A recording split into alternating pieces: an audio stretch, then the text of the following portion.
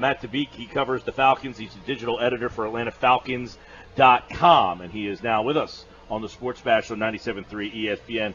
Welcome, Matt. How are you, man? Good, guys. How you guys doing?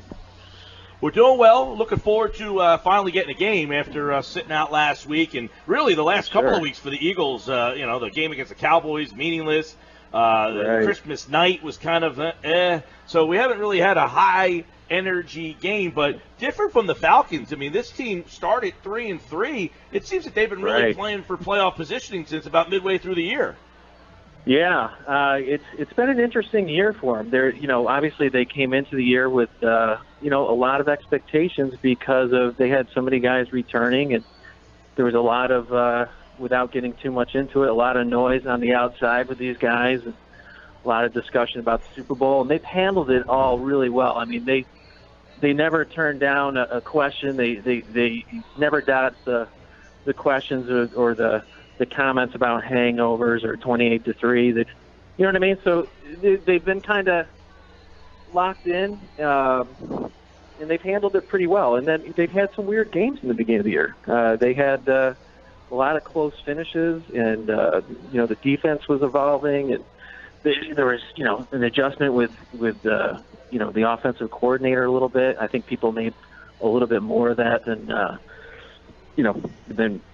probably should have, but it was just a natural thing to kind of point out because that was one of the big differences from last year to this year. So yeah, it was an interesting start, but they finished strong. So that's really they've really turned it on the second half of the season. So now, one big difference that I think between this year's team and last year's team is the defense. I mean, last year it was bottom half of the league defense. This is a top 10 defense, right? I mean, so do you think that this defense is better than the defense that went to the Super Bowl? Oh, without question. I mean, and the reason why is when you think about last year, they had 4 rookies starting last year. Keanu O'Neal, Devondre Campbell, Deion Jones, Brian Poole. They had 2 guys that were in their second year, Grady Jarrett and Vic Beasley. All those guys, Dan Quinn always talks about the jump from first year to second year and then the jump from the second year to the third year. These guys have all been in the system and have all evolved. And then you add guys like Tack McKinley, who has 6 sacks. You add, Don Terry Poe. Adrian Claiborne's having one of his best years. You had Jack Crawford, who got hurt, but the point is now you also have Desmond Trufant, their top corner, who didn't even play at the the tail end of the season into the playoffs. So they have all those guys that have matured. They've brought in more talent. So it just took a little while for it all to come together. And plus, there's a few injuries after the 4th game, but Vic Beasley hurt his hamstring. But all in all, these guys have gotten better week to week and have gelled. And it's really the story of the season for them when you think about it. Because now they're built to win a 23-17 game. They weren't last year, and they scored what? They scored 30 points. They had 11 times they had 30-point games plus games this year. This year they had 4, and the magic number for them this year is 20 points. If they score 20 points, they're 11-0. When they don't, they're 0-6. So Matt, yeah, they're built way differently this year. Hey, so you brought up the coordinator change as a big reason that maybe the offense, and a lot of people surmise that the coordinator change had a big reason why they struggled in the get-go. But now that they're at this point where they're into playoff mode and win-or-go-home mode, are they on par offensively to where they were last year at this time?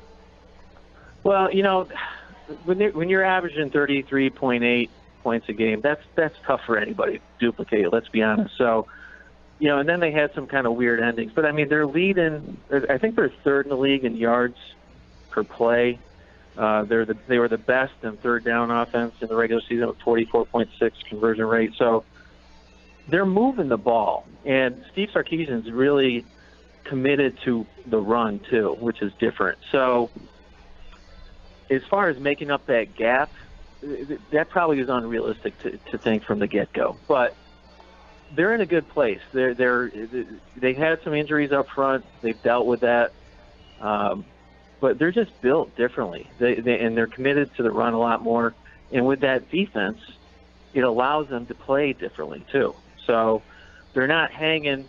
Yeah, think of it too. When you're scoring all those points, but then giving up those points, it's a completely different ball game. It's a completely different mindset. So, as you guys are well aware of, so it's a lot of people want to point to that differential, but when you think about how this team's built and how much more balanced it is, it kind of makes sense that that's the way they're winning games right now. And in the experience thing too, people wanted to talk about that a little bit, but it really does matter. I mean, these guys, especially having gone through the off season where they answered every single question you can think of, did every kind of interview you can think of, were just, class acts handling all the hangover 28-3, the Super Bowl talk. They embraced it. They embraced the suck, so to speak. And when things kind of, when they were 4-4 at one point, they never flinched. And they played some pretty good teams too this year. So it's a pretty good defensive team like the Eagles. The Eagles, that's, correct me if I'm wrong, but their strength is really up front. And they just got done playing a Rams defensive front that was really good with Aaron Donald, and then they faced some really good ones this year. So I think the term that DQ used, Dan Quinn used, is battle tested. I think that's accurate. I think they're this team they don't get shooken up easy. So that's probably one of their biggest strengths. When you talk about, obviously, the rushing game and you've got Devontae Freeman, you've got Tevin Coleman, two different kind of backs, although Coleman did a good job filling in when Freeman was out with a concussion. How much do you think those two guys are going to factor in versus that Eagles linebacker core that, quite frankly, they've had their issues in coverage, and that's where I've seen Atlanta have success with throwing the ball to the running backs? Well, the Eagles are really good at stopping the run, obviously. I think they're tops in the league, right? Against the run. I think they're giving up, 79 or something like that, something ridiculous. They're really stout against the run. They're different than, like, the Rams. The Rams might be a better pass-rushing team, but the Eagles are really good against the run. And I think this game is going to come down to both teams, I think, are going to want to run, right? And so with LeGarrette Blount and Jay Ajayi, I think, Ajayi was the last running back to gain 100 yards against this Falcons team. So when he was with the Dolphins. So I think both teams are going to want to run. And I think, against the Rams last week, Atlanta, stuck with it. And then they came out in the second half and had that 16-play drive. And I think only two of them were passes. They just, they withstood the blows, and they tired out that front. And they ran reverses, and finally they started springing some runs, and it paid off. I think they had, I think they had 39 attempts when it was all said and done. They dominated the time of possession. I think both teams are going to want to do that, and I think Philadelphia is probably going to want to do that too.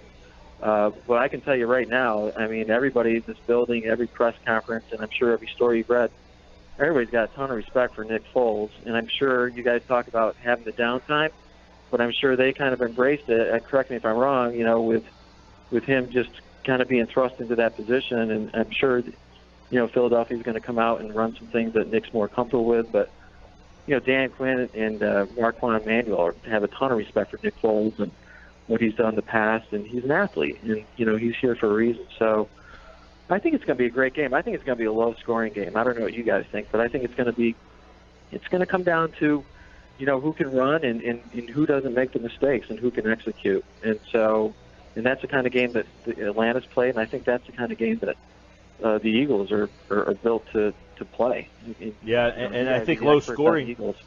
Well, I think low scoring, would benefit the Eagles, that you don't have to ask Nick to be in a shootout. You're not asking him to make a lot of plays, but you said it, that the Falcons' defense is better this time around than they were last year. But real quick on the run, last week early, he went up over 100 yards, but they seemed like they got away from the run. So was that just circumstance, or were they having trouble stopping the Rams' running attack? Well, it was odd because I think he only ran it 6 times in the second half, and obviously he's. They were chanting MVP every time he walked down the field down there or over there. But and he's a great back, and so he ran it I think 6 times he had over 100 yards. But yeah, I mean, in the passing game, he had some drops too. But the one thing with him that they said going into the game is, look, this guy's going to get his touches, but you've got to tackle. That's, when I talk about execute, I talk about just taking the right angles and form tackling. Guys like with LeGarrette Blount and Jay Ajayi, it's the same deal.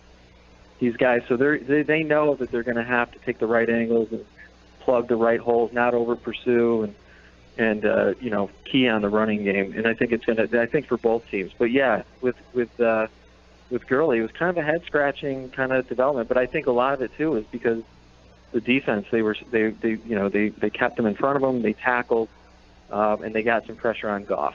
And so, I don't know why they got away from it, but they did. But yeah, that was one of the big storylines of that game, I think.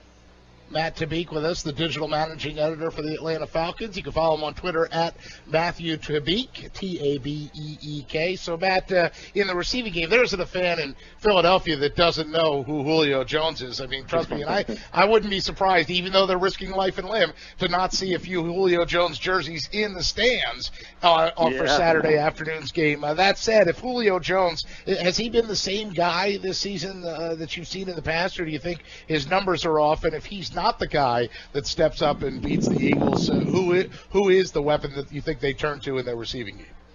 Well, I'll tell you what, Julio is, and you guys know this, I mean, he's just a special player. He can score anytime, anywhere on the field. And so, that's not hype. That's just, he's that good. And so, yeah, his touchdowns are down this year, and that's something everyone wants to talk about, but his numbers overall, he's having a solid year. He did have, like any other player, I mean, he's had a few nicks and that. I mean, he hasn't missed any games, but he did go out against Buffalo second half. But he's another one, too. You just never know. Against Carolina, I mean, he was close to having a huge game. But he's one that, is going to keep defenses very honest. They're going to target him, as you'd expect. And if the thing is with that offense, there's just so many weapons. You've got Mohamed Sanu in the slot, is the other receiver. You've got Taylor Gabriel and Justin Hardy, very quick, speedy guys who are capable of big plays too. And then the 2 running backs, Freeman and Coleman, are excellent receivers. I mean, they can run the route tree. So, like Sanu, he was pretty much held in check, but he had that 152-yard crossing play against the Rams in the slot coming across, and that was, that set up the game-sealing touchdown. So these guys, the passing game is, they'd love to get you anywhere. I mean, as far as out the flat, short, intermediate crossing stuff, and Julio obviously can hit you anywhere. But, I think a lot of that, too, if you follow the Falcons, you know that a lot of that is predicated off the run, so in the play action. So they're going to want to run. They're going to want to get those carries up there, and they won't give up on it. So, it's kind of everybody feeds off of everybody else, but it's going to be interesting to watch. And, the Eagles have those same type of players, too, those receivers. Even though the tight end, I believe, is the leading receiver, is he not? But those Ertz, big play receivers. Yeah, Ertz leads the team in catches, and they kind of spread it around. I mean, Aguilar's had a good year. Jeffrey, who they brought over, 9 touchdowns. Last year the Eagles won the game here in Philly. Ryan did not play very well. He has not played well in Philly in his time. But this time around, it's interesting. The Eagles are the 1 seed, but has a lot been made of the fact that they're the underdog in this game? Because I'll tell you what, up here, they plastered it in the locker room. They are not they're not taking too kindly to the fact that they're an underdog in this game. Well, let me ask you guys, just like as fans and just as members of the media. I mean, the whole comparison to last year. I mean, Carson's not playing. Carson Wentz isn't playing. Ryan Matthews isn't in the game. He was the leading rusher. The defense for the Falcons is completely different. I mean, it's fun to compare that stuff, but the teams are so different, and I get it. It's a nice kind of storyline, that hey, he didn't win here last time, but I just feel like that this team has gone through so much from the postseason run to the Super Bowl to this year, and everything that they've kind of evolved into now, into a more balanced team, the kind of team that Dan Quinn wants. When he first came here, this is the kind of team that it's kind of coming together for him. But I have a hard time kind of looking too much at that game. Obviously, there's some things you're going to see. Obviously, you're going to look at that to kind of see what kind of plays and formations, and I get that. But I don't put a whole ton of stock into what happened last year midway through the year, especially when the players are different, and especially with no Carson Wentz. And so that's my thought on that. And then the seeding thing, Dan Quinn, someone made a comment in the press conference this week about the seeding, and Dan kind of, his, I don't know if you saw, the action was like, when you're one of the final four teams in the playoffs, everyone's good. And, any team can beat any team right now. And so just because, you came in and you were labeled a 6 seed or a 1 seed, that doesn't mean that, you can't be beaten or you can't beat anybody. So I don't put a ton of stock into I think that's more of a reaction to, you guys had an unbelievable year with Carson Wentz. He was probably in line to win the MVP. And so I think that was more of a reaction to Carson's out, and then people were kind of putting too much stock into, Nick Foles playing a meaningless game, where I think he was pulled, I think, against the Cowboys. And so it's like, how can you put, I get it, but I don't get it. They're a 13-3 team for a reason. They're very, very good, and they're playing at home. So, and I know just around this building, there's a ton of respect for Philadelphia and what they've done this year and the kind of team they are. So, I can see why fans would get riled up over that, but at the end of the day, I think the team that can kind of line up and forget it's a playoff game and remember that it's a football game and it's the same size, and you can't control the weather and then the crowd, as Coach Quinn says. You can't control those two things, but everything else you can. So I think that's the mindset of this team. I think they respect who they're playing against, and they have, and everyone seems to want to, at least in the media, talk about Nick Foles, but I think around this building they have a ton of respect for him. It's certainly the running backs and that defense. So, yeah, right, Matt. That's kind of the mindset here in Flowery Branch. There's a ton of respect for Philadelphia coming in. So. Saturday afternoon, Matt Tabeek, the digital managing editor at AtlantaFalcons.com. The key question, Matt, is, did you live in Towers or on the downtown campus, and do you miss the pepperoni rolls? Man, I love you guys. Let's go Mountaineers, baby. Yeah, did you guys go to school there or no? I did. I'm a graduate. Temple guy. Yeah. I went to Temple. He's a Temple guy. I'm a WVU guy. Okay. Yeah, well. Yeah. You can tell the smart guy went to WVU, the dumb guy went to Temple. Hey, be quiet over there. Gail Catlett used to rough up Coach Cheney.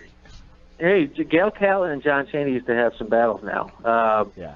See, I'm a Big East alum. When they were winning the Big East when I got there, the first game I ever went to, Allen Iverson, the West Virginia was up by like 20, and Iverson just came storming back against us. Yeah. So that's kind of the era when I was there. Bolger was the quarterback, Yeah, I tell you what, I'm just hyped that they're ranked number 2 right now. But to answer your question, and I love Coach Huggy Bear, but I have a ton of respect for the Temple program. It used to be the point guard right? But that's right. I didn't live in Towers or downtown. I got stuck in Pierpont House in extended housing when I was a freshman. So on Grand Avenue there. Cool. Yeah, I was cool though because I lived right behind McDonald's. But I got put in with a bunch of athletes, and so. Behind McDonald's down there, where Mario's Fishbowl was. Yeah. Well, no, Fishbowl was downtown. Down there, I was on. They moved it. Campus. They moved it. The Fishbowl got moved from. It was next door to McDonald's when I was there. You're kidding! Oh wow. Yeah. Okay. Yeah. I haven't been My back. buddy in a while, lived in the Pierpont house there. Yeah. It's the Mountaineer Hour here on the Sports Bash at 97.3 ESPN. I haven't been back since I graduated. I haven't been back since I left, but I'm planning on. I got a WVU shirt on as we speak, though, Matt. So. Oh man, Right, I got a mini helmet here on my desk, but no, that's awesome. What are you guys thinking as far as what's the weather supposed to be like? I heard it's changed a little bit. Oh, it's supposed to be like 40 degrees. I think the rain is kind of. I think it'll be dry, and I think it's supposed to be warm at kickoff, Matt. I think that the temperature is going to go down throughout the game, but I don't think it's going to have an impact. Yeah. It's a heated field, so it's not like the field. That's the little secret about Lincoln Financial Field. It's like painted green. It's it's only green because they painted that color. It's not the greatest turf field that you're going to get out there. It's obviously not artificial. They blocked in a couple of the two sides, so the field goals aren't as tough. They used to have like these little wind tunnels that would drive the kickers nuts, and of course your kicker's amazing. So it'll be fun to watch. I think it's going to be a tight one too. It's not going to be bone chilling cold or anything crazy. It should be pretty. It's like 60 degrees here tomorrow, so it's pretty crazy. It's like a summer day in Philadelphia. As we talk to you with like mountains of snow outside. The snow is still around from the storm we got hit with last week, but. Good catching up, Matt. Appreciate a little insight on the Falcons, and we enjoy your time in Philly. Hey, I appreciate you having me on, guys, and I enjoyed it. Hope you guys enjoyed it as much as I did.